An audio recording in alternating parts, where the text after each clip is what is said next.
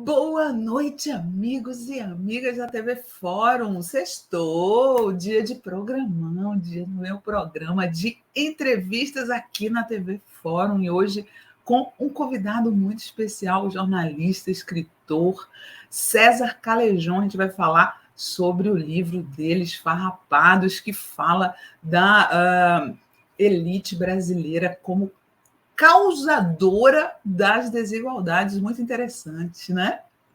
Bom, hoje o programa é gravado, tá, gente? Então, vocês não vão ter como participar aqui no chat, mas vocês poderão fazer aquelas 3 coisinhas que eu sempre peço para vocês, né? Que são se inscrever no nosso canal, curtir a live e compartilhar a live. E se você quiser contribuir diretamente aqui com a TV Fórum, você pode fazer pix@revistaforum.com.br.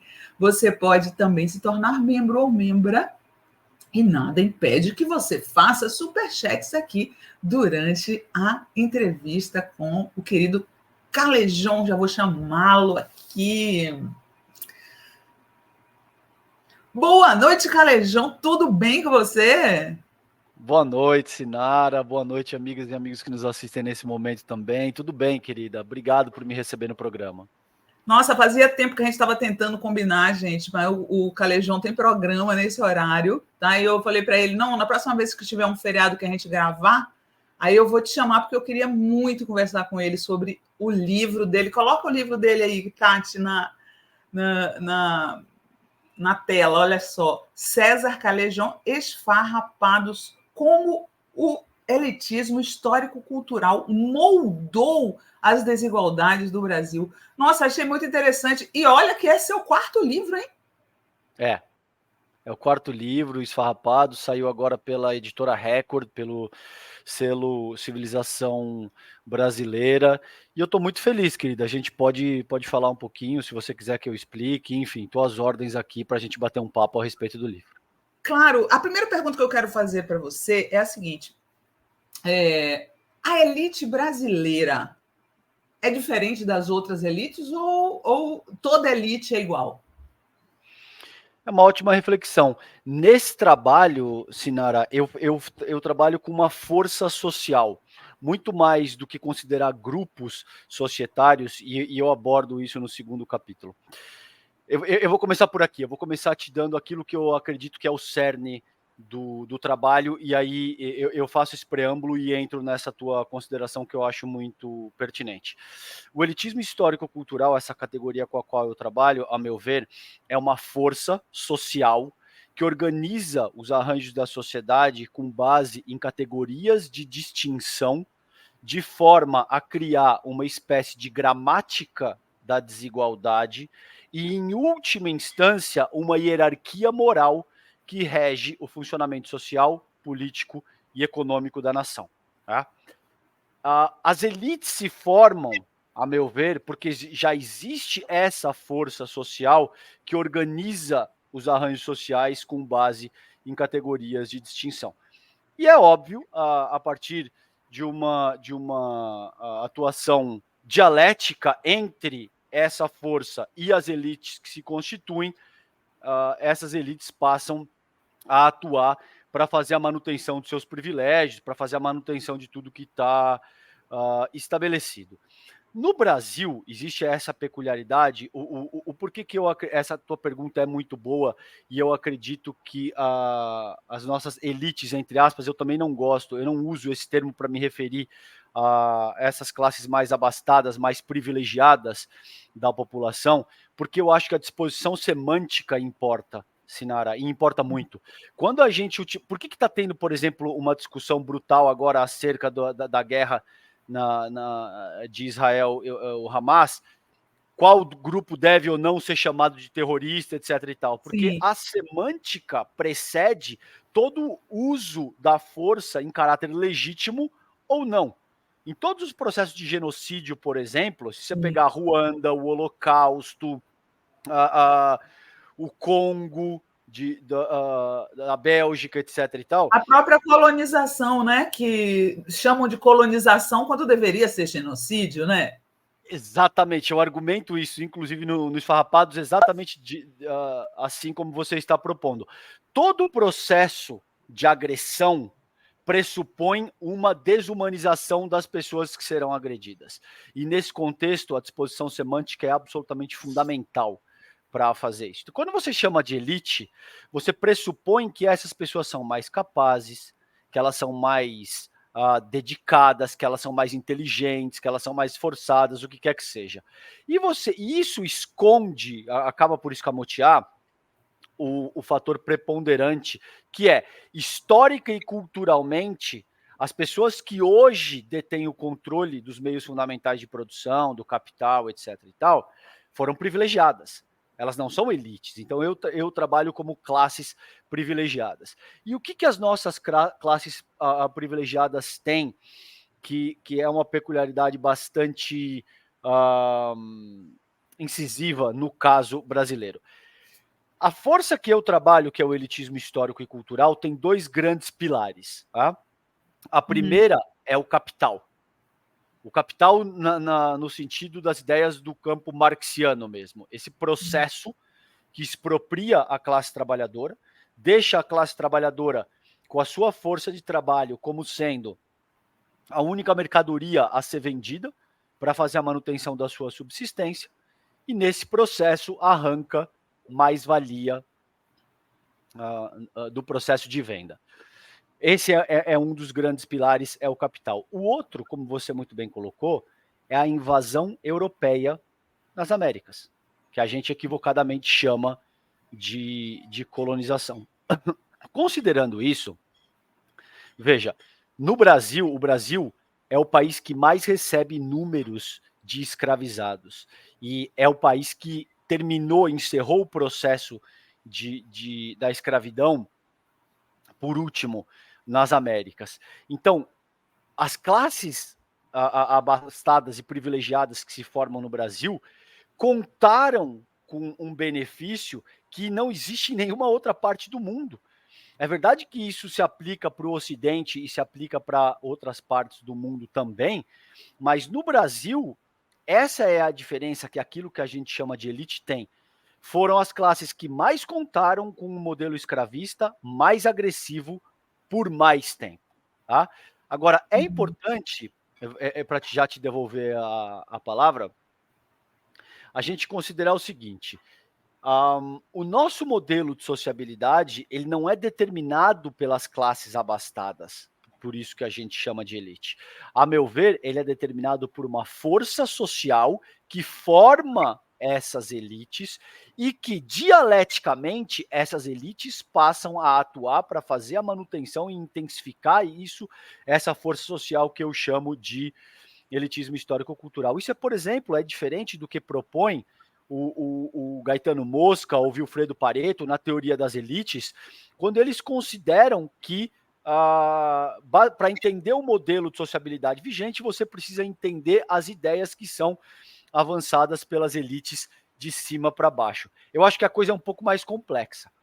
Tanto é, por exemplo, que o Bolsonaro usou, só trazendo para o âmbito prático, ideias radicalmente elitistas e foi eleito com 57 milhões de votos num país que tem uma maioria negra e uma maioria feminina. Entende? Então, existe, e aí a gente pode avançar, eu posso te explicar um pouco mais o que eu proponho nesse trabalho, mas se trata de uma força social, não se trata única e exclusivamente de um grupo chamado de elite que é capaz de controlar a sociedade com mão de ferro ou única e exclusivamente com a mídia hegemônica. É verdade que tudo isso é uma parte preponderante de como esse processo acontece, mas ele não é capaz de explicar o processo em sua integralidade. É um pouco disso que eu proponho, claro. Estou tentando resumir 308 páginas em 3, 4... Ainda não pode dar spoiler, porque o pessoal precisa comprar o livro, né? Boa. Olha só, a impressão que você estava falando aí, eu fiquei aqui pensando. Eu acho que tem um fator que talvez diferencie a nossa elite das outras, que é o viralatismo. Eu acho que o viralatismo da elite brasileira é maior do que dos outros. Concordo plenamente. Esse é um dos aspectos. Por que eu falo elitismo histórico e cultural como uma força. Eu posso avançar um pouco no argumento considerando aquilo que eu proponho no trabalho. As relações sociais, elas são conformadas fundamentalmente pelas relações sociais de produção e troca. Eu e você estamos conversando aqui hoje porque a gente tem aspectos em comum considerando aquilo que a gente faz para organizar a nossa vida material. Sim. Muito provavelmente você é jornalista, muito provavelmente você tem uma formação à esquerda, eu me atrevo a dizer, das ideias do campo marxiano, muito provavelmente você luta por emancipação popular e pensamento crítico. Então existem várias coisas que nós dois fazemos no sentido de tocar a nossa vida material, que acabou por nos compelir a estar junto aqui hoje. Então, as relações sociais, elas têm como base elementar as relações de produção e troca. Muito bem. Por que eu estou te dizendo isso? Se você fosse um proletário, vou tentar resumir da forma mais sintética, mais competente que eu puder. Se você fosse um proletário do século XIX, da Manchester, por exemplo, que Marx e Engels estudavam, o teu objetivo final era resistir ao processo de opressão e era ter aquilo que você precisava minimamente para fazer a manutenção da tua subsistência. Você queria ter um cavalo, você queria ter roupa, você queria ter pão na tua mesa, você queria ter um teto sobre a tua cabeça e cá estamos. Se você fosse da classe abastada, industrial, que surge a partir da Revolução Burguesa, da Revolução Francesa, etc., o teu objetivo era continuar agudizando o processo de exploração para que você tivesse condições cada vez mais favoráveis no sentido de extrair mais-valia da mão de obra que você explora. Tá? No próprio manifesto do Partido Comunista, Marx e Engels te dizem que com a Revolução Francesa e com a primeira Revolução Industrial, surge uma sociedade muito mais homogênea, Sinara, no qual você tem uma luta de classes. Tá? Você tem o empresariado, a burguesia, lutando para fazer a manutenção e ampliar os seus privilégios, e a classe trabalhadora lutando para ter condições minimamente dignas e resistir a esse processo de exploração. O que acontece ao longo do século XX, que nem Marx e nem Engels foram capazes de ver, porque eles morrem antes disso? O superdesenvolvimento das forças produtivas e dos meios de produção. Isso gera uma riqueza mercadológica sem precedente, que faz surgir todo um nível de complexidade nas relações sociais que antes não existia. Agora, a nossa classe trabalhadora não quer só ter um cavalo, uma bota, uma casa ou pão na mesa. É um determinado tipo de pão. É um determinado tipo de veículo de transporte. É um determinado tipo de roupa. Tá? Então, se você é um motoboy, por exemplo, dependendo do tipo de moto que você tem para trabalhar, ou se você usa um tênis Nike ou você não usa o tênis Nike, você é tratado de determinada maneira, por exemplo, na tua comunidade, você tem mais condição de paquerar uma menina que de repente você se interessa, porque ela te dá uma abertura em virtude de você ter um tênis Nike, etc. e tal. Isso não se aplica só para motoboys. Isso se aplica para motoboys, se aplica para professores universitários, se aplica para jornalistas, se aplica para operadores do direito que querem ter um terno Armani e jantar no Figueira Rubaiá, porque se ele vai para o Figueira Rubaiá, ele tem acesso a instâncias jurídicas que ele não teria caso contrário. Ou seja, as relações sociais se organizam com base na produção da vida material. Na medida em que a produção da vida material fica infinitamente mais complexa, e oferece múltiplos produtos e serviços que podem ser acessados por determinadas classes e não por outras, as relações sociais também se elitizam de forma sem precedente na nossa história. O que isso faz, em última análise? Isso faz com que, para muito além da luta de classes, da tradicional luta de classes que continua existindo, hoje você tem uma luta dentro das próprias classes. Hoje a luta não é só única e exclusivamente da burguesia contra o proletariado, que continua existindo, mas existe uma luta fundamental dentro de cada uma dessas próprias classes, dentro do próprio proletariado, da própria classe trabalhadora e dentro da própria burguesia. Então, hoje, existe, curiosamente, algo muito mais parecido com o que Thomas Hobbes classificava como o estado da natureza, que é uma guerra de todos contra todos, do que existia, por exemplo, nas sociedades ameríndias, que é nesse contexto que Hobbes, por exemplo, e outros pensadores iluministas tentam caracterizar aquelas sociedades para todos os efeitos poder desapropriar, poder barbarizar, enfim. É um pouco por aí o que eu trabalho, e o resultado disso é o fim da unidade da classe trabalhadora, Sinara. E isso é muito sério. Por que a gente, a despeito, quando eu digo a gente, as pessoas que lutam por emancipação popular, que tiveram que trabalhar e que dependem de um salário a vida inteira para poder tocar a vida. Por que a despeito da classe trabalhadora ser ao redor de 180, 190 milhões de pessoas, talvez até mais, porque mesmo quando você fala da classe média, que deve ter algo entre 20, 25 milhões de pessoas hoje no Brasil, ganhando entre 9 e 40 mil reais por mês, a classe média baixa e a classe média alta, você tem aí, sei lá, vai, 200 quase que a totalidade da população brasileira é trabalhadora e fica sob o mando de uma parcela ínfima da população que detém meios fundamentais de produção, que detém mídia hegemônica, que detém o sistema financeiro, entende? Porque isso, de muitas maneiras, impede essa força que nos compele a brigar por protagonismo social, por hedonismo, por recompensas materiais financeiras o tempo todo, impede a unidade da classe trabalhadora, que, a meu ver, seguindo as ideias do raciocínio do campo marxiano, é a principal força capaz de promover qualquer mudança significativa no modelo de sociabilidade como ele está estabelecido ao longo dos últimos 300, 400 anos. Olha só, no começo do seu livro, você critica o determinismo climático geográfico, né? E outro dia surgiu um influencer de extrema-direita dando entrevista e falando que não há países tropicais desenvolvidos. E aquele deputado de extrema-direita, muito forte nas redes sociais, o Gustavo Gayer, também soltou que os africanos têm capacidade cognitiva reduzida, por incrível que pareça, gente. Ele falou isso. E aí a gente tem também, eu até peguei o print do Rodrigo Constantino, né? Rodrigo Constantino falando o impacto do clima na cultura, ou é possível produzir um Schopenhauer sobre o calor de 40 graus, este intelectual da extrema-direita, né? Até nisso, a extrema-direita é um retrocesso, Calejon? Ou eles usam esse determinismo geográfico, climático, como forma de manipulação mesmo?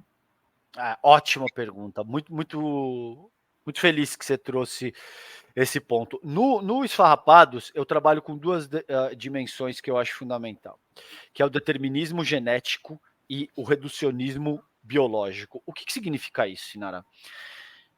Ao longo da minha pesquisa sobre o bolsonarismo, durante os anos do bolsonarismo, eu procurei refletir acerca daquilo que... Eu procurei me perguntar qual é a característica que leva essas pessoas a acreditarem no bolsonarismo e qual é a característica central do discurso argumentativo do próprio bolsonarismo. Eu passei anos me perguntando isso. Eu passei, qual é o elemento que está presente nas múltiplas narrativas bolsonarista? Ou seja, qual é o elemento que está presente em toda a base filosófica do próprio bolsonarismo? E eu cheguei à conclusão que esse elemento é a falsa presunção de que existem seres humanos mais fortes ou mais fracos por natureza, Meio biologicamente. darwinismo, né? Isso, eu até falo isso, eu utilizo esse termo, darwinismo social. Existem versões mais elaboradas do darwinismo social e tal. Até aquela frase, né, Calejão? Desculpa te interromper. Imagina, Aquela querida. frase que eles adoram falar, né? Direitos humanos para humanos direitos. Né? Eles hierarquizam a sociedade, né? Exatamente. Então, se você pegar todas as frases e raciocínios da extrema-direita, como o que essa figura lamentável que você mostrou aí tá sugerindo, que existe uma espécie de determinação climática que em países muito tropicais os povos são preguiçosos, então isso não tem como produzir. Você vê que a referência de intelectual, por exemplo, que eles usam, tá? É sempre dessa ordem. Ele vai falar de Schopenhauer, ele vai usar um filósofo alemão, Que ele vai, nunca leu, né? entende? Nunca Nunca leu. leu, nunca leu. Mas veja, o que é considerado intelectualidade é isso. E isso se reflete, por exemplo, se você vai no teatro aqui em São Paulo, você só escuta falar de Freud, de peças correlatas a Freud. Você só escuta falar de Sartre. Você só escuta falar de Schopenhauer. Entende? E isso tem a ver com o que o Frantz Fanon fala eu já estou abrindo abas mil, mas eu vou voltar no tema. Tranquilo, pode falar. De como a mentalidade colonizada é introjetada pela perspectiva do colonizador. Entende? E aí surge essa dimensão. Quem é que são os grandes intelectuais? Grandes intelectuais são homens brancos, cabeça branca, heterossexual, Schopenhauer, Freud, Sartre. Todo o resto fica relegado a ter que seguir, a ter que acatar e a ter que citar essas pessoas academicamente, porque senão você não tem lastro, você não está fazendo ciência, você está inventando a roda. Entende? A premissa da genialidade e da originalidade fica restrita à forma como o elitismo histórico e cultural organiza a sociedade nesse contexto. Por isso, esse jornalista que você colocou aí na tela utiliza primeiro, exato, utiliza um parâmetro absolutamente reducionista. Ele utiliza o clima para refletir acerca da formação de um intelectual.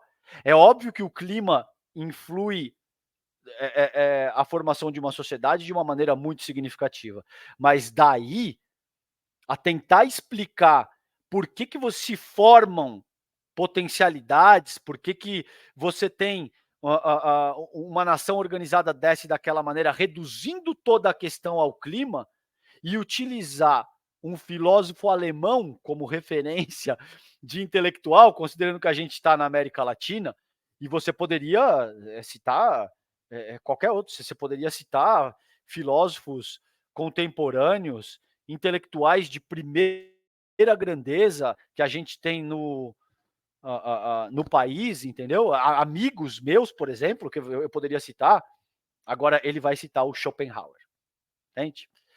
Então, enfim, isso acontece porque é um reflexo muito agudo do reducionismo segundo o qual a extrema-direita opera, que tenta te dizer o seguinte: existem seres humanos que são biologicamente superiores, e existem seres humanos que são biologicamente inferiores e que, portanto, devem se Isso é submeter. nazismo, né? Vamos ser francos. Exato. Purinho. Tá? Muita gente que tem adesão às propostas da extrema-direita talvez não saibam que eles operam segundo essa determinação filosófica. Mas, no fundo, é isso que está por trás da proposta bolsonarista. Vou te dar um exemplo muito claro. Se você estudar, e eu tive que estudar, infelizmente, por conta de pesquisa, a obra do Olavo de Carvalho, se você vê Jardim das Aflições, por exemplo, que é um livro dele, tá?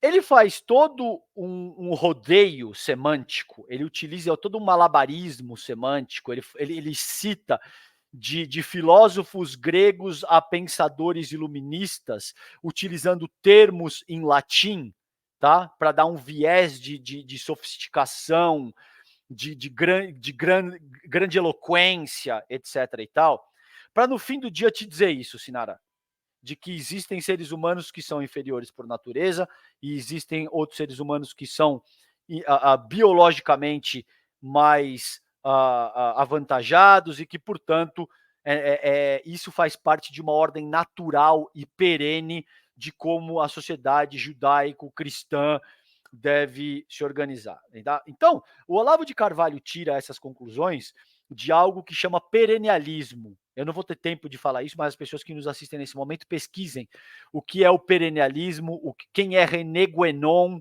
e esse tipo de coisa. A partir do momento que a sociedade é isso mesmo, não adianta mudar para mudar ela, né?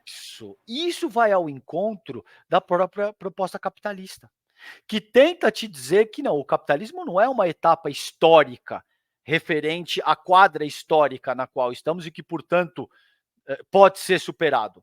Ela é uma forma de organização natural, espontânea, não existe outra maneira de lidar com a própria a composição da sociedade, porque isso remete a uma expressão natural daquilo que nós somos. Existe sim uma a parcela da população que é biologicamente superior, e existem parcelas que são inferiores, e isso vai organizando os arranjos sociais e o nosso modelo de sociabilidade com base em categorias de distinção, segundo essa força que eu acabei de colocar, que se chama, a meu ver, e a minha ideia não é fazer debate nominalista, contanto que o preceito por trás disso que eu estou propondo esteja claro. O que isso faz a seguir? Uma vez que você se alinha com esse tipo de mentalidade e você acredita que o desenvolvimento humano é biológico, ele é biologicamente determinado e não histórico e culturalmente determinado, você parte para esse tipo de abordagem. Você tenta entender a complexidade humana através de genes, você tenta entender toda a atividade da consciência humana através do cérebro humano, você tenta entender se pode surgir um Schopenhauer a partir do clima, entende? Se ele entendesse minimamente isso que eu estou te propondo, esse sujeito ia entender o quanto cretina é sequer essa suposição. Tentar refletir acerca da complexidade da condição humana através do clima, ou através de um gene, ou através de qualquer outra coisa que reduza a tua complexidade a tua fisiologia, ou a fatores externos, por exemplo, entende? Daí vem essa tentativa de. É óbvio que isso, considerando os formuladores desse tipo de doutrina, a meu ver, eles entendem muito bem o que está sendo feito aí. Tá? É a grande massa de adeptos que abraça esse tipo de proposta sem nenhum tipo de reflexão crítica e não entende o substrato que conforma essa filosofia em última análise. Agora, os formuladores, figuras como o Olavo de Carvalho, ele era um cara extremamente inteligente, tá, Sinara? Ele é extremamente inteligente, articulado, culto. Ele só é um canalha, mau caráter, que utilizou os seus conhecimentos e a sua cultura para fins absolutamente equivocados. Mas se você lê as obras do Olavo de Carvalho e você é uma pessoa razoavelmente inclinada a comprar esse tipo de falácia, você vai cair. Porque ele é sedutor, ele é articulado, ele escreve e fala muito bem, ele tem uma bagagem cultural vasta, então ele é capaz de citar referências de uma maneira muito adequada, só que no fim do dia, é isso que eu estou te dizendo, é esse malabarismo semântico rebuscado para avançar essa proposta que te diz que existem seres humanos mais fracos ou mais fortes por natureza. E aí, naturalmente, figuras como o Constantino, todos os bolsonaristas de forma mais ampla, surgem derivações dessa proposta, que é tentar entender a complexidade humana com base nesse tipo de reducionismo que foi proposto, por exemplo, nessa manchete que você demonstrou. E aí eu queria pegar o gancho dessa figura triste, né?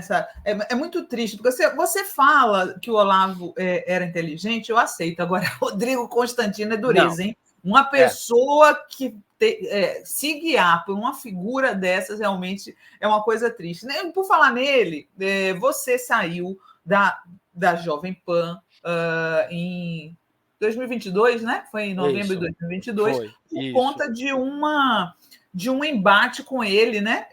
Pelo visto, ele tinha força suficiente para pedir a cabeça de pessoas lá dentro.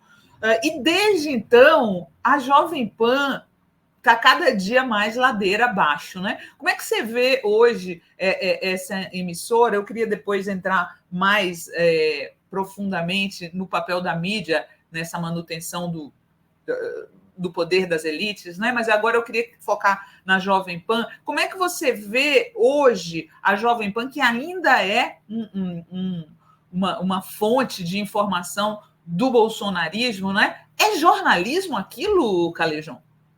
Não, não é. A Jovem Pan nunca fez jornalismo e eu acho que vale a pena te dizer o seguinte, querida. Eu nunca fui contratado pela Jovem Pan. Eles me chamaram para fazer alguns debates, eu fiz algumas dezenas de debates ali, e a gente estava num processo de negociação para que eu fosse contratado quando aconteceu aquilo tudo com o Constantino. Eu fui convidado, fui lá debater, fui expor as minhas ideias, como eu faço em qualquer lugar, e acreditei que, bom, eles não vão me chamar mais. Né? Na medida em que eu vou expor. Eu nunca escondi que eu sou marxista, eu nunca escondi que eu votei no Lula a minha vida inteira, eu nunca escondi que eu sou de esquerda, e assim foi lá também. Eu falei, bom, eu vou lá uma única vez, eles não vão me chamar de volta, e tudo bem, aí estamos. Me chamaram uma segunda vez, falei, bom, me chamaram uma terceira, quarta, quinta vez, falei, então eu vou continuar me articulando da forma que eu achar pertinente. A partir do momento que eles não quiserem mais me chamar, cá estamos. Não achei que eu iria sequer uma segunda vez lá, Sinara. Achei que isso pararia na primeira vez. Aí o que começou a acontecer é que eles queriam, e isso me foi dito por alguém da própria emissora, que eu não vou colocar o nome aqui, porque eu tive isso de forma, uma conversa reservada, eu não pedi autorização para expor essa ideia. Alguém da própria direção do canal me disse o seguinte, quando eles disseram, Calejão, a gente não vai mais te chamar, mas eu quero que você saiba o porquê. A Jovem Pan se alinhou ao bolsonarismo. Tá? Só que para isso, a emissora precisava de um certo verniz de pluralidade. E de muitas maneiras, a gente queria trazer quadros de esquerda, mas para perder o debate. A gente queria trazer quadros de esquerda para que, de alguma forma, os cortes das falas viralizassem na internet com o argumento da direita prevalecendo sobre o argumento do debatedor de esquerda. E quando você começou a debater, sobretudo com o Marco Antônio, que era uma pessoa que eles chamavam de Superman, começou a acontecer o oposto. O material começou a viralizar com as tuas falas prevalecendo sobre os argumentos dele.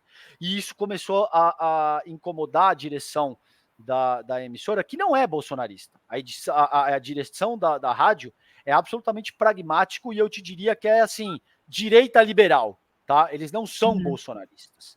Eles se tornaram bolsonaristas por uma questão de conveniência, pragmatismo, eles grana, são dinheiristas, né? Dinheiristas. Isso. E como todo bom dinheirista, é o cara que está alinhado com a direita liberal, tem uma filosofia mais alinhada aí com a escola de Chicago, com a escola austríaca, Hayek, von Mises, é esse tipo de filosofia.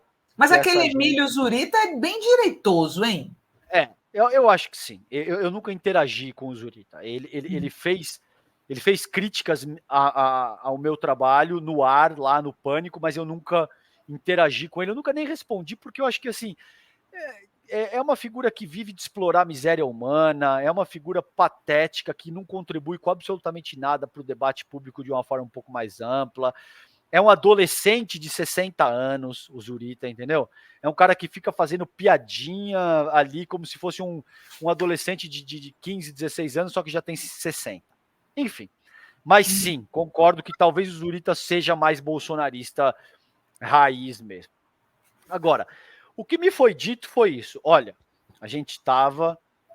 de fato, o Constantino assumiu que ele pediu a minha cabeça e a cabeça do Leonardo Grandini, que é outro amigo jornalista também, porque ele ficou muito incomodado, ele se sentiu confrontado.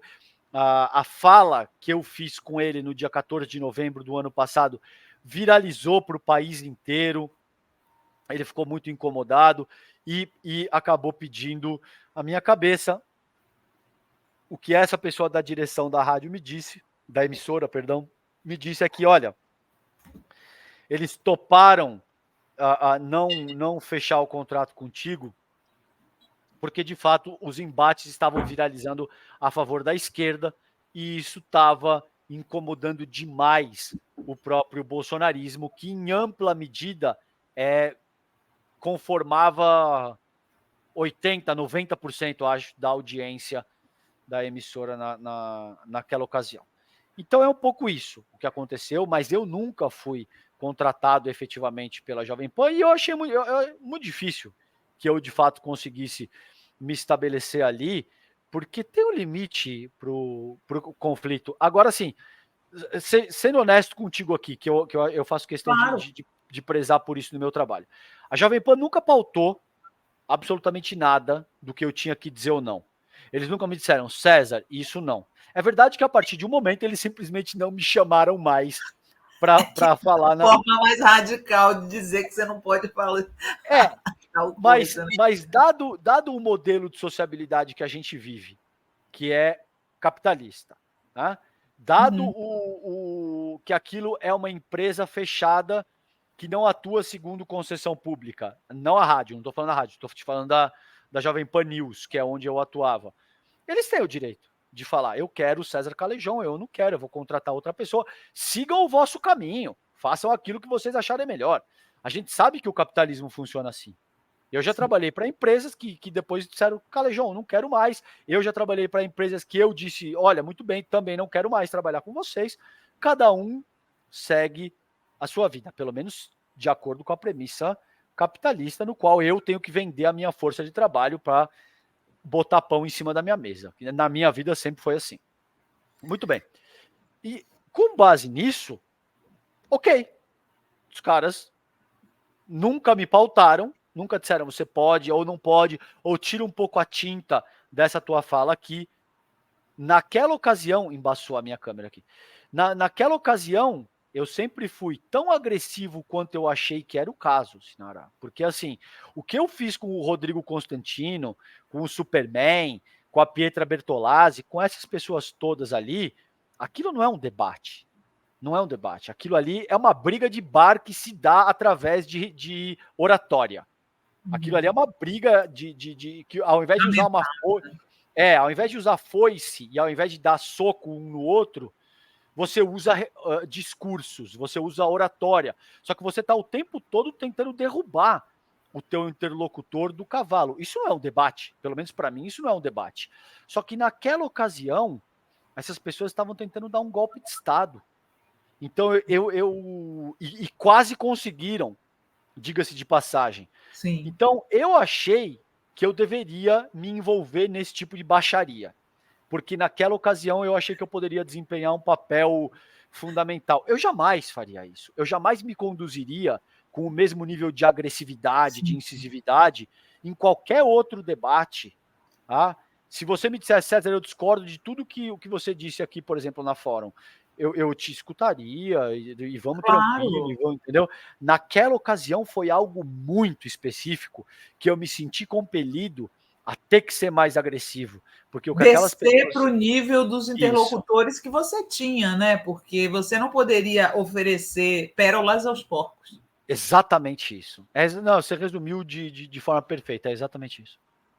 Olha só, eu queria que você falasse, né? Aliás, eu tenho até um texto no Socialista Morena de Gramsci que ele adverte aos trabalhadores para não assinarem, né? Não ajudarem a mídia burguesa, porque a mídia burguesa é a porta-voz das elites, né? A mídia está o tempo inteiro não vai atender nunca os interesses da classe trabalhadora, porque ela representa as elites, uma espécie de capitão do mato, né? A mídia atua mais ou menos como verdadeiro capitão do mato. E aí, recentemente, teve esse caso aqui do Estadão, que eu peguei um tweet teu para a gente comentar. Coloca aí, Tati, o tweet do César. Olha só. O Estadão segue o mesmo caminho da Jovem Pan, inventa notícias falsas deliberadamente, veicula o factoide como se fosse jornalismo profissional e depois vai reclamar de censura.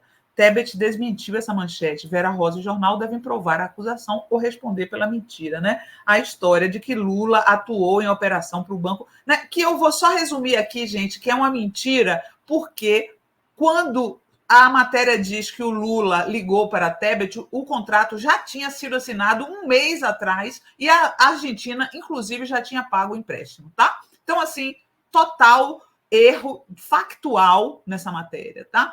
E eles estão fazendo isso direto. A minha teoria, César, é que a mídia brasileira hoje, Estadão e Folha, principalmente, Estadão e Folha, jornais paulistas, estão municiando o bolsonarismo, né? Se eles não aderiram ao bolsonarismo, eles estão municiando o bolsonarismo, né? Ontem, essa semana aí, a Mônica Waldvogel também forçou a mão para dizer que o PT tem relações com o Hamas.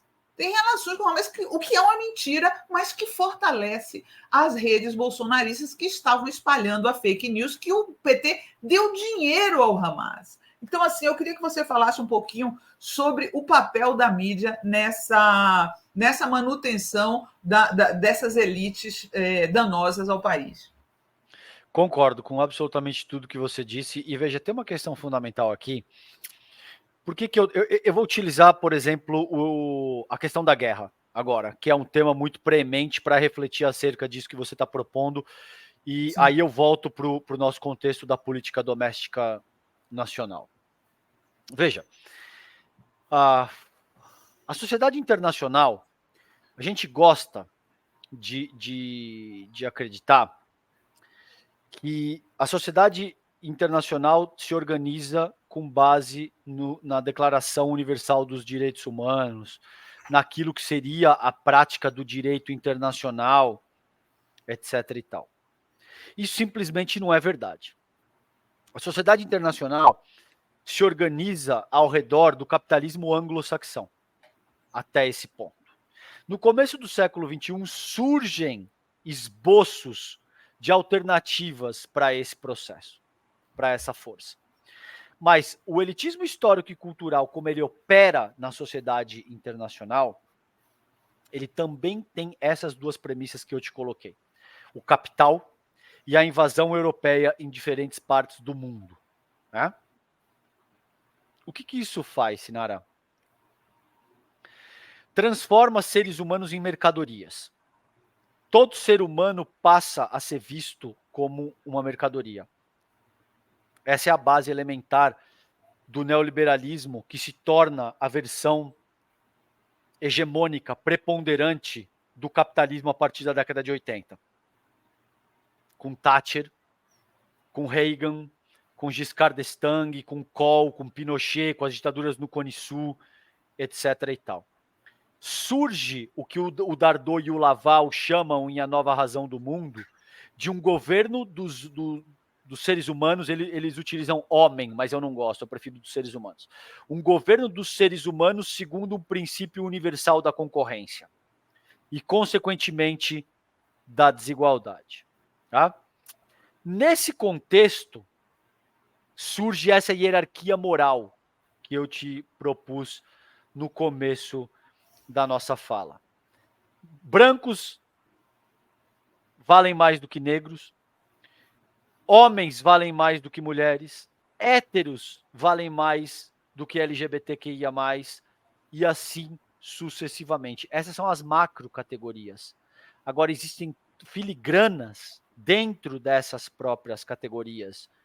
Seres humanos altos valem mais do que baixos, magros valem mais do que gordos, e assim sucessivamente, tá? Essa hierarquia moral que se organiza. Nesse contexto, você tem literalmente vidas que valem mais do que outras. As vidas israelenses valem mais do que as vidas palestinas. As vidas da Europa Ocidental valem mais do que as vidas da África subsaariana. As vidas estadunidenses valem mais do que as vidas mexicanas ou latino-americanas, para todos os efeitos.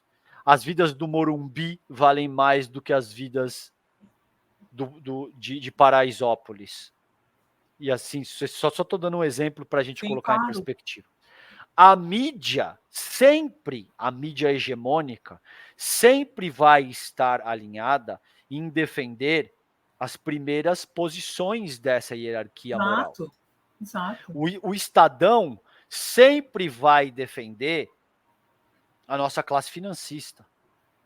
A Folha, que a meu ver não é tão agressiva nessa direção quanto o Estado de São Paulo, mas também está a serviço das nossas classes mais abastadas, eu não tenho a menor dúvida disso, assim como a Globo News também, eles conseguem dar um ar mais interessante de pluralidade, sim, você tem por vezes um Jânio de Freitas, que escrevia, agora já não está mais, para a Folha, sim, você tem um Marcelo Lins, por exemplo, que comenta na Globo News e que tem coisas mais interessantes do que... Não sei se eu poderia estar dizendo o nome, isso complica o programa aqui, ou eu posso falar nomes? Não, Tá. não complica nada, pode falar o que você quiser. Tá. Então você tem o Marcelo Lins, que, a meu ver, faz uma leitura uma análise muito mais integral do que faz um Jorge Pontual ou um Guga Chakra? Tem. Agora, a estrutura mais ampla desses veículos está organizada para fazer a manutenção daquilo, da forma como o elitismo histórico e cultural arranja as composições sociais, seja no nível doméstico, seja junto à própria sociedade internacional. Isso é parte do problema. Qual que é a solução? Fomentar veículos alternativos. A solução, ou parte dela pelo menos, é que a gente precisa de 5.000 Sinaras Menezes, a gente precisa de 5.000 revistas fóruns, a gente precisa de 5.000 Rovais, a gente precisa fomentar mídias alternativas que sejam capazes de transcender a perspectiva que é defendida por esses veículos que advogam em nome das camadas que ocupam o topo da pirâmide, segundo que é organizada pelo elitismo histórico e cultural, e que ocupam as primeiras posições dessa hierarquia moral. O Paulo Freire tem, isso é um debate surrado, todo mundo sabe, mas o Paulo Freire te diz que seria uma atitude ingênua esperar que essas classes dominantes permitissem um tipo de educação que fosse capaz de mostrar aos oprimidos o tipo de opressão que eles recebem. Isso não vai acontecer assim. O José Martí, por exemplo, que é uma referência que eu tenho da Revolução Cubana, te diz que direitos não se pedem, eles se tomam. Não adianta esperar que o Estadão vai fazer um jornalismo minimamente mais razoável, que a Folha de São Paulo vai defender os interesses da classe trabalhadora, que o Rodrigo Bocardi na Globo vai defender aquele lá que falou que o jogador de polo negro, ele pergunta pro cara no ar se o cara estaria indo catar bolinha de tênis. Por quê? Porque é isso que ele tá acostumado com essa hierarquia moral. Aí que tá, as pessoas dizem, você acha que ele é um canalha? Eu acho que ele é um canalha no nível estrutural, você entende? Sinara, quando ele diz isso, ele tem uma mentalidade tão burguesa, tão afeita a essa hierarquia moral e a forma como essa hierarquia moral organiza as relações sociais, que para ele é normal isso. Ele está acostumado a jogar tênis e ele está acostumado a ver garotos negros periféricos correndo atrás da bolinha. De gandula. Exato. Então ele não está acostumado a ver, esse aí é um atleta do Pinheiros? Ele joga polo? Você pode ver que naquela ocasião, até o jornalista fica constrangido. Quando ele faz a pergunta pela primeira vez, o jornalista fecha o semblante como que meio que... Ele faz uma outra pergunta dizendo, o Bocardi quer saber se você vai fazer baldeação aqui. O Bocardi o interrompe. Veja que para ele é tão natural que ele nem percebeu o tamanho da enrascada que ele estava se metendo. Ele o interrompe e diz, não, 3 vezes, eu contei. Pergunta para ele se ele vai catar bolinha lá no Pinheiros.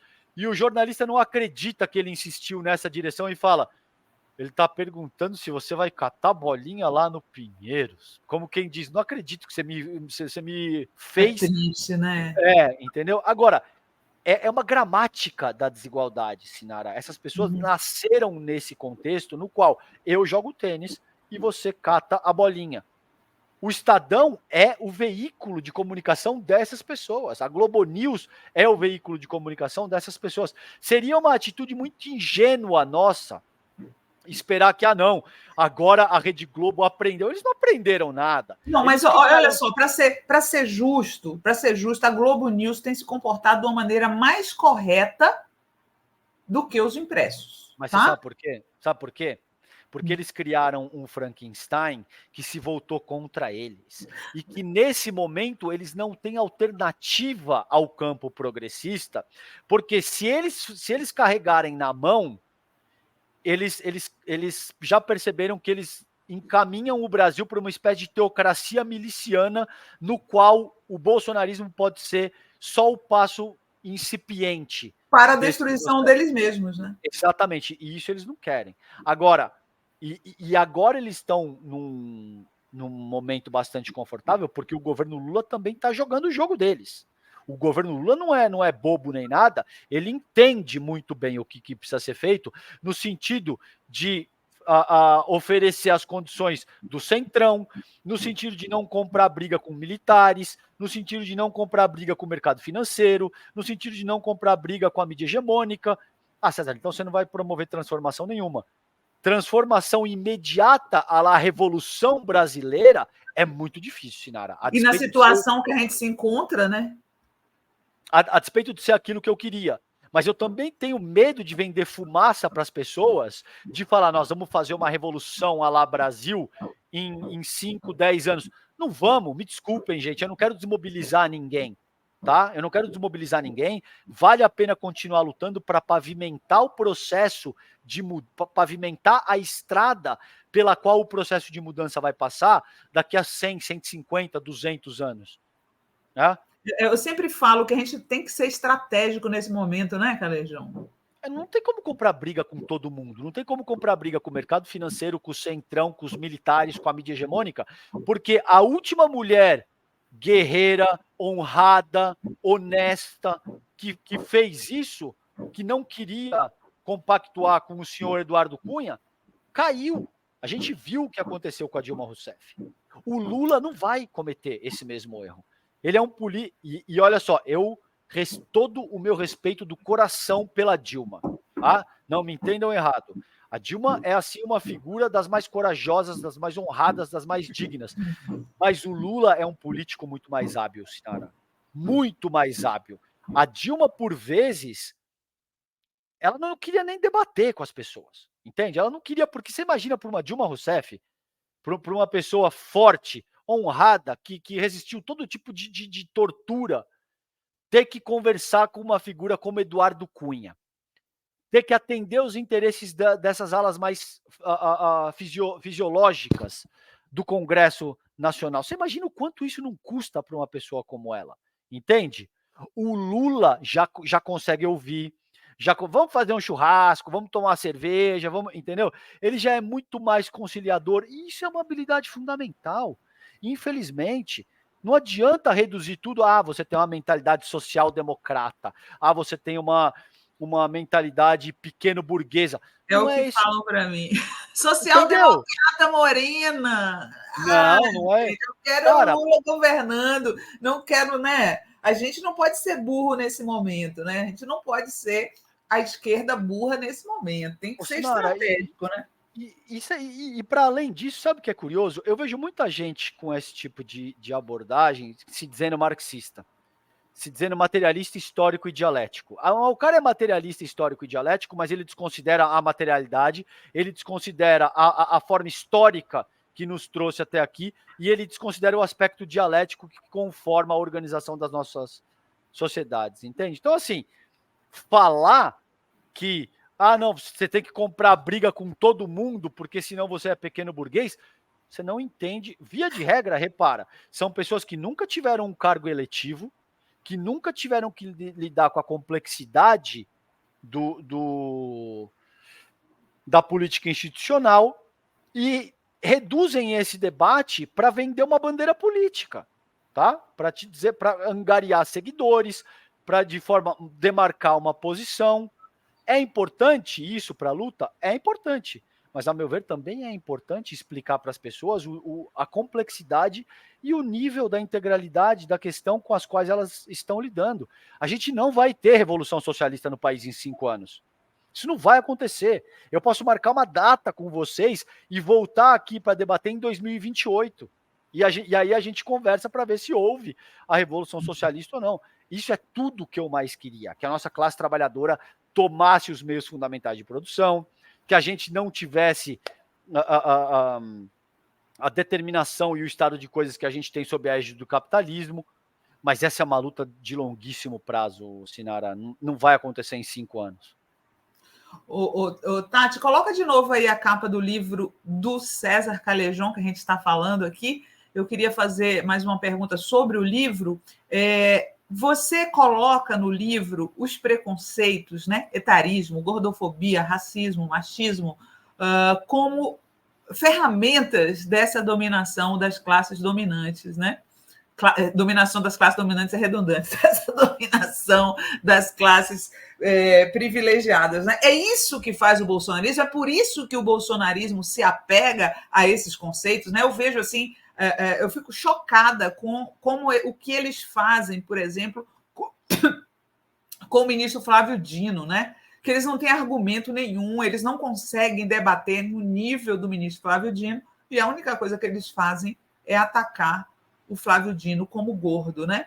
Tudo isso faz parte da estratégia deles, Callejon? Tudo isso é uma expressão. Por que eu comecei te dizendo que as relações sociais têm como base elementar as relações de produção e troca?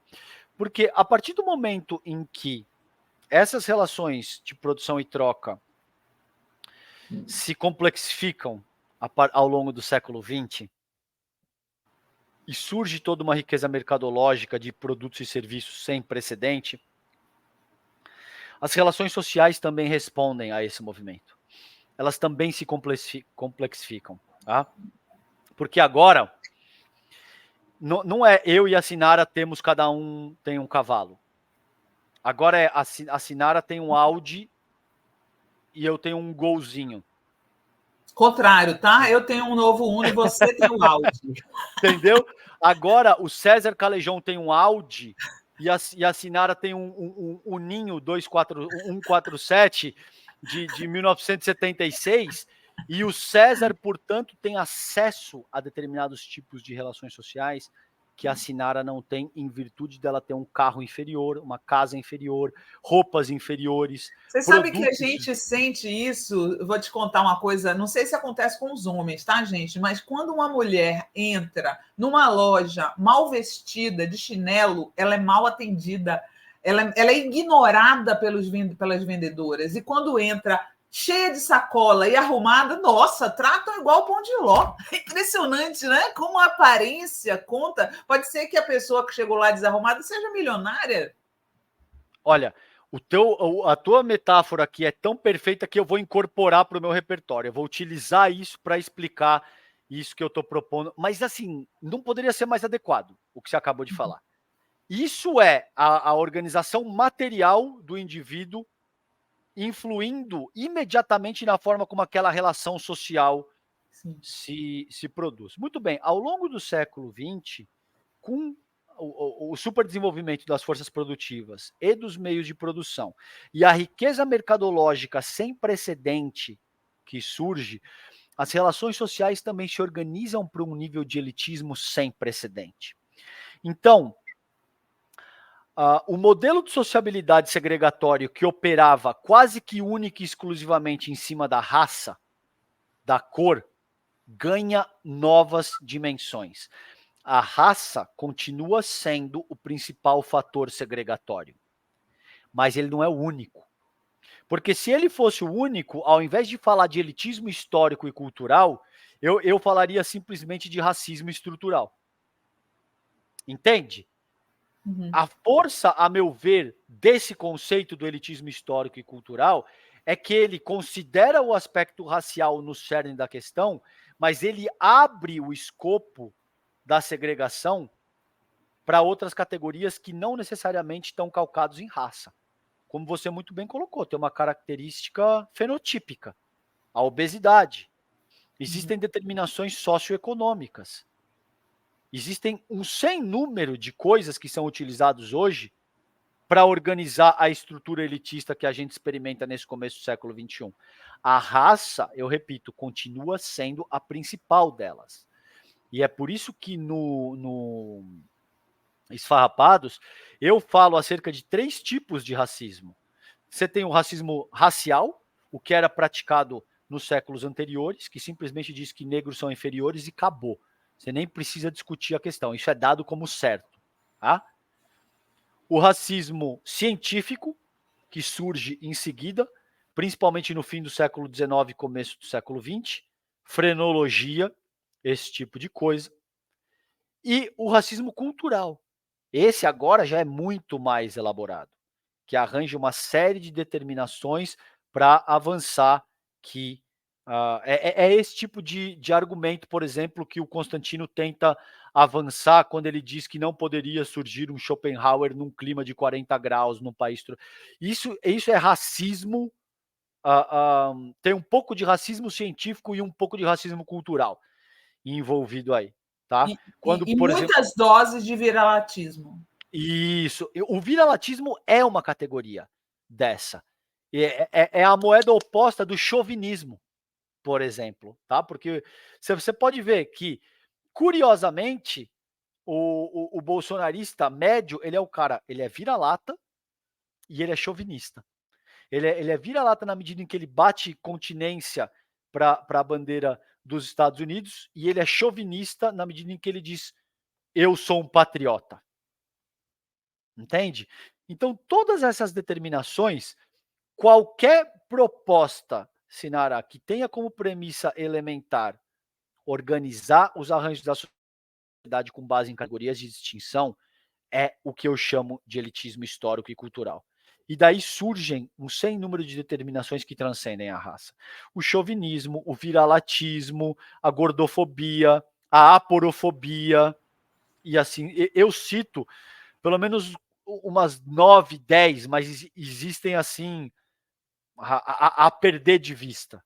Então é um pouco disso que eu trago por conta dessa densidade, da complexidade dessa questão que se agudiza principalmente a partir do século passado. Eu queria que você falasse também um pouquinho como que você acha que está o bolsonarismo hoje. Está enfraquecido? O bolsonarismo em si, me parece que sim, porque surgem coisas que são absolutamente deletérias para a proposta deles, e eles cometeram erros demasiadamente crassos ao longo dos 4 anos em que eles estiveram à frente do poder. Tem uma série de coisas que podem resultar num processo de persecução penal, a despeito do Jair Bolsonaro não ter sido sequer indiciado ainda. Agora, a reflexão, a meu ver, é mais profunda, por quê? O bolsonarismo, ele é só uma das expressões possíveis de como essa direita reacionária, ultra liberal, neofascista, nazifascista por vezes, está organizada não só no Brasil, mas em diferentes partes do mundo. Hoje existe uma direita transnacional, Sinara, que se organiza ao redor do capital, muito mais do que qualquer outra parâmetro, mas que utiliza o moralismo como ponta de lança para avançar os seus interesses junto às camadas mais empobrecidas, mais intelectualmente frágeis da nossa população. Então, quando você vê, por exemplo, as pessoas te dizendo a respeito de banheiro unissex ou contra o casamento homoafetivo, essa é a ponta de lança que é utilizada para perfurar o nosso tecido social. Porque os formuladores dessa doutrina, eles sabem que eles não podem simplesmente dizer O nosso objetivo é continuar exacerbando a concentração de capital e renda na mão de um número cada vez menor de pessoas, em detrimento do bem-estar da maioria da própria população.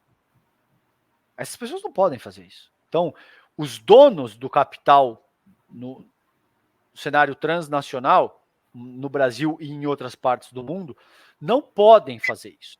E você tem um pensador que eu respeito muito, que te diz que o imperialismo é a etapa superior do capitalismo. Tá? Lenin te diz isso de uma maneira muito clara. O fascismo é uma variação do imperialismo. Todo regime totalitário é uma variação dessa mentalidade imperial. Que te diz, existe uma única cultura perene, é essa que é superior e é essa que tem que ser mantida. Então, o bolsonarismo pode estar enfraquecido nesse momento. Mas outras formas de expressão dessa mentalidade imperialista, neofascista, totalitária, surgirão, eu não tenho a menor dúvida disso. E o problema é que, se a gente não trabalhar com muita ênfase o estado de coisas que a gente tem determinado no país, daqui a 10, 20, 30 anos, a gente não vai estar falando de bolsonarismo, mas o Brasil caminha para se tornar uma espécie de teocracia miliciana, no qual as coisas públicas são decididas através da bala, da intimidação. Por exemplo, eu entrevistei uma especialista em transporte público ontem no Rio de Janeiro. Quem toca o transporte público efetivamente no Rio de Janeiro hoje não é o Estado. São as milícias, são grupos paramilitares. Uhum. A gente viu uma questão na semana passada, 3 médicos que foram executados, e em seguida os executores foram mortos pelo Comando Vermelho, que informou a polícia, e boa parte da população achou, então está resolvido. Então você já tem... Supostamente cometeram o crime e eles mesmos solucionaram. É impressionante, né? E boa parte da população aplaudindo, porque o poder paralelo já não é tão mais paralelo assim. Já não é mais tão paralelo assim. Principalmente em alguns estados da federação, o poder paralelo já assumiu um caráter de instituição. Republicana mesmo. Tipo assim, tá aqui, a gente já resolveu, tá aí os corpos, tá lá no carro tal, e acabou. E ficou por isso mesmo, e ninguém fala mais nada. Então, assim, esse nível de milicianização, no Tempestade Perfeita, que é o meu segundo livro, eu falo da milicianização da política institucional, somado ao dogma religioso, principalmente eu vou deixar por isso mesmo, eu não vou avançar o argumento nessa direção, porque a minha ideia não é falar a respeito de nenhuma doutrina ou religião de forma mais específica. Eu vou concentrar a minha crítica no dogma religioso, no cerne da formulação da vida sociopolítica do país. A meu ver, esse é que é o problema. Seja de qualquer religião, doutrina ou...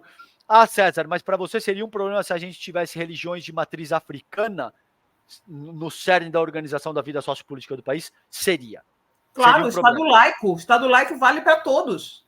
Exato. Só que o fato é que até esse ponto, até essa quadra histórica na qual estamos, religiões de matriz afro sempre foram criminalizadas, elas nunca chegaram nem perto de organizar a vida sociopolítica através do Estado. Enquanto você tem a Igreja Católica, os evangélicos, entrando na política de forma cada vez mais agressiva. O dado material é esse, tá?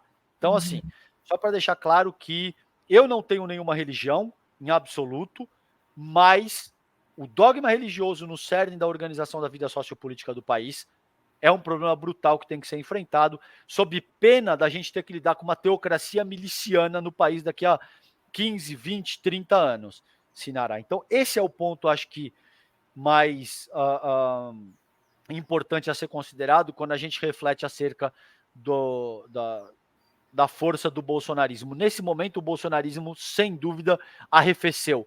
Mas outras propostas ainda mais nefastas, por incrível que pareça, podem se manifestar durante os próximos anos. Olha só, eu queria que você fizesse uma análise sobre a comunicação do governo. Você acha que o governo está sabendo se comunicar direito? Eu acho que sim. Eu acho que a questão. Eu acho que muito se critica a comunicação do governo Lula, Sinara. Houve erros, sem dúvida. Agora, quem trabalha com comunicação, como eu e você, sabemos o quanto difícil é não errar.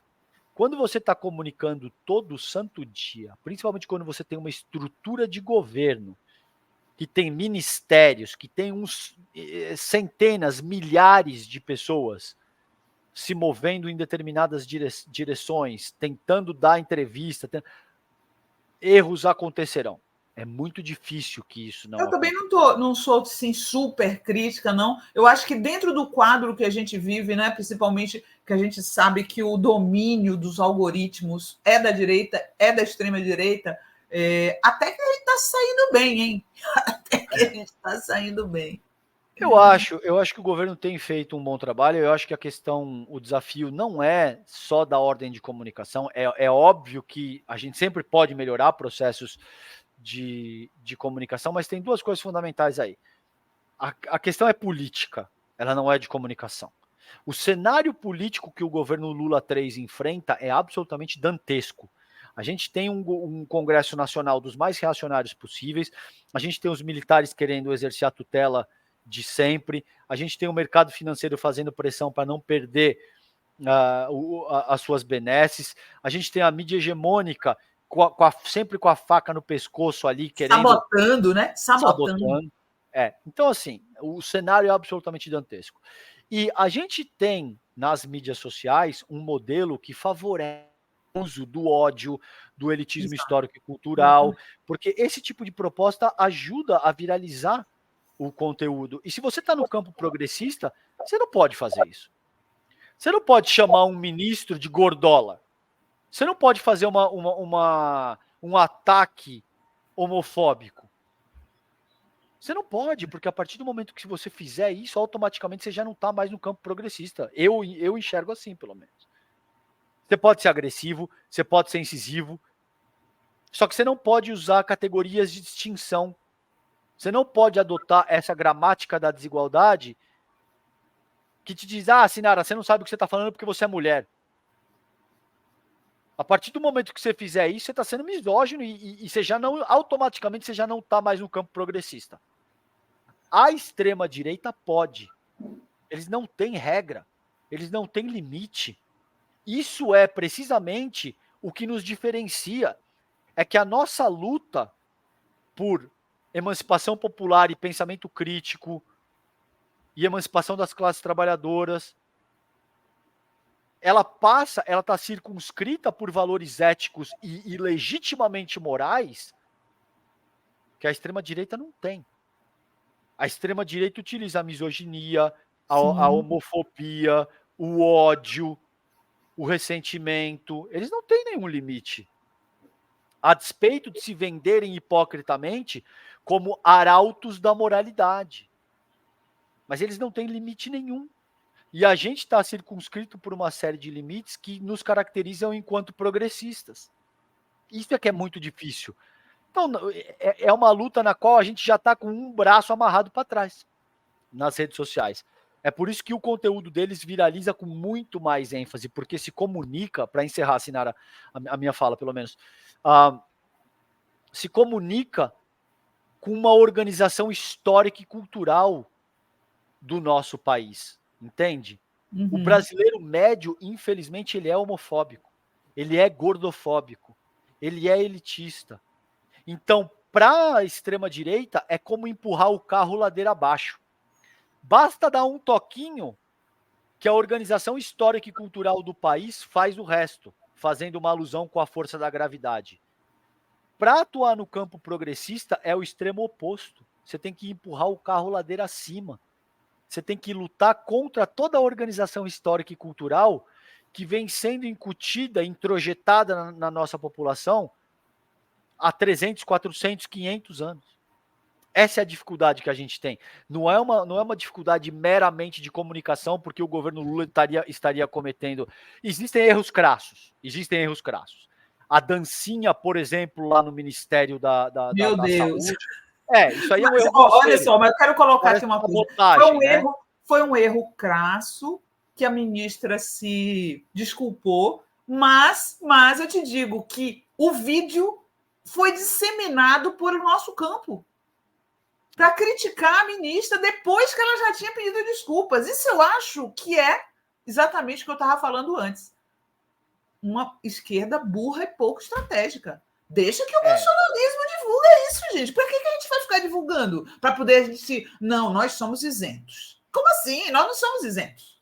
Né? Vamos ser francos, né? Eu não divulguei e eu entendo mesmo. Cara, apareceu sem brincadeira. Eu abri meu Instagram, eu não sigo ninguém de direita, só tinha aquele vídeo de perfis de esquerda criticando, sendo que a ministra já tinha criticado, já tinha exonerado, né? Acabou exonerando o diretor, e o nosso campo ajudando a divulgar aquilo. Ah, pelo amor de Deus, eu não aguento não, viu? Mas ao mesmo tempo é muito difícil não criticar aquilo ali, né, Sinara? É muito difícil. Claro, mas não precisa divulgar o vídeo. Isso, concordo 100%.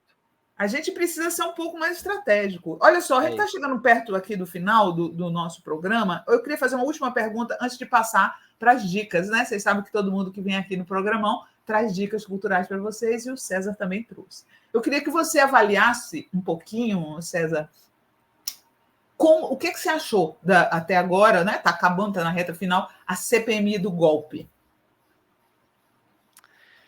Eu acho que termina de uma maneira. Vamos ver se isso vai indiciar o Bolsonaro, quais que são os resultados práticos que a CPMI vai produzir. Eu tenho um certo medo da banalização do instrumento da Comissão Parlamentar de Inquérito, Sinara, porque assim, aquilo ali tem que produzir resultados objetivos. Não pode ser meramente. O argumento que vem sendo utilizado é que não tem um papel pedagógico, no sentido de educar a população, no sentido de comunicação.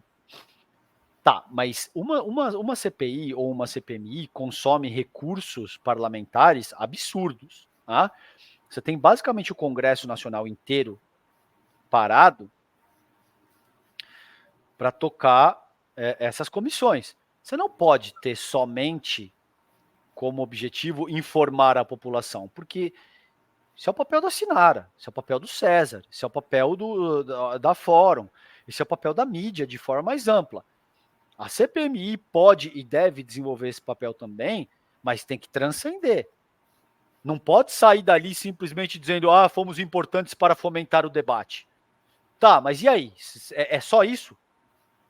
Não se produziu nada, não tem um relatório, não tem um processo de indiciamento que ocorre em virtude desses meses de atividade parlamentar que foram consumidas. Essas pessoas recebem, somos nós que pagamos essa gente, entendeu? Então, é isso. Eu acho que já era uma CPI que nasce com um objetivo absolutamente questionável, né? O André Fernandes, que foi o cara que propôs essa CPMI, o cara participou dos atos do 8 de janeiro e depois propõe que se estabeleça uma comissão parlamentar de inquérito para averiguar o porquê que esse tipo de coisa aconteceu. Ora, francamente, entendeu? Assim, é ridículo.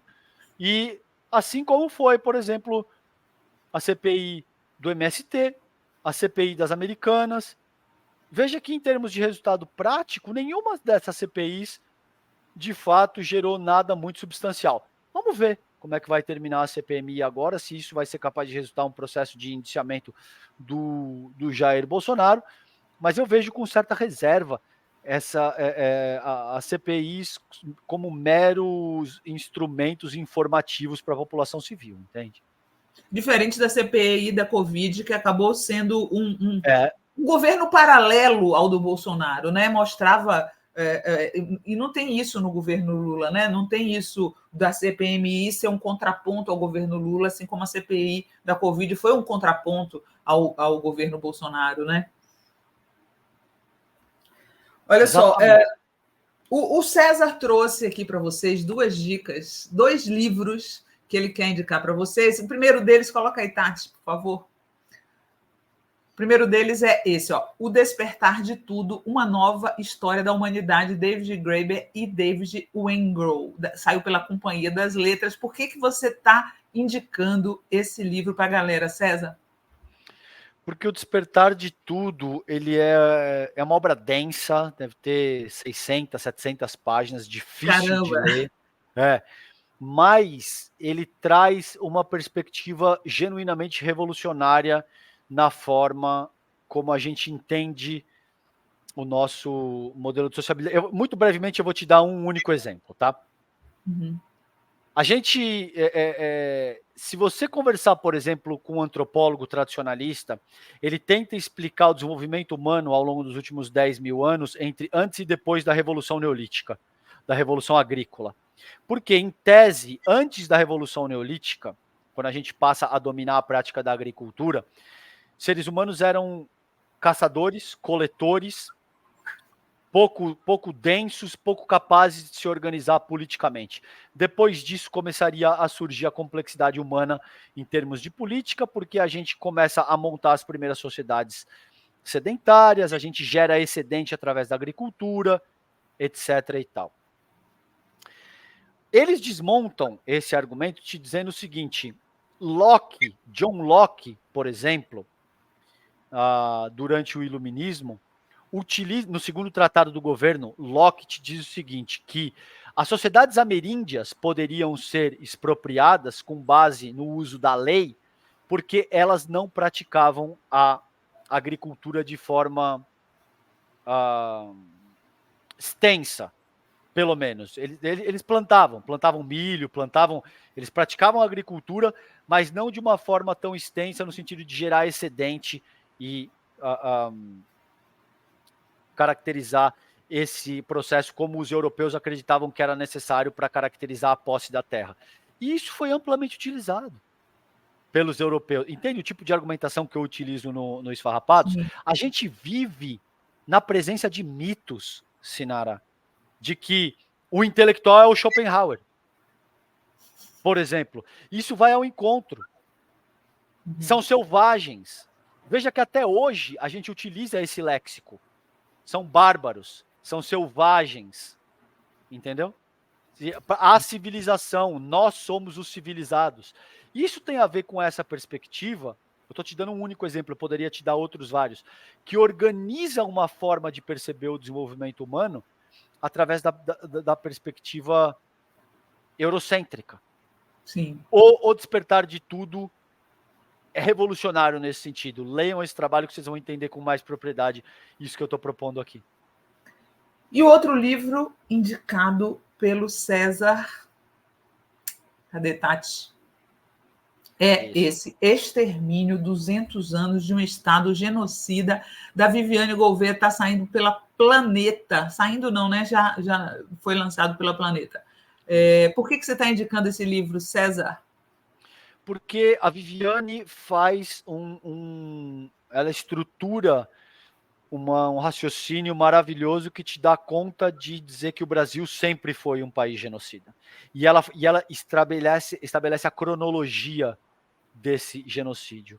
Ela começa lá com a cabanagem na primeira metade do século XIX, ela passa por todas as revoluções, ela passa pela chibata, ela passa por todos os malês, ela passa por todas as revoluções, até chegar nas chacinas do fim do século XX, começo do século XXI, e ela traz dados, ela traz dados empíricos para consubstanciar aquilo que ela está dizendo. Então, esse é um trabalho maravilhoso que te demonstra que o Brasil sempre foi um Estado genocida, principalmente com as nossas classes trabalhadoras, principalmente com pretos, pardos, principalmente com mulheres, principalmente com os nossos LGBTQIA+, enfim, é um trabalho maravilhoso para entender o porquê que o Brasil é esse modelo de sociabilidade que organiza o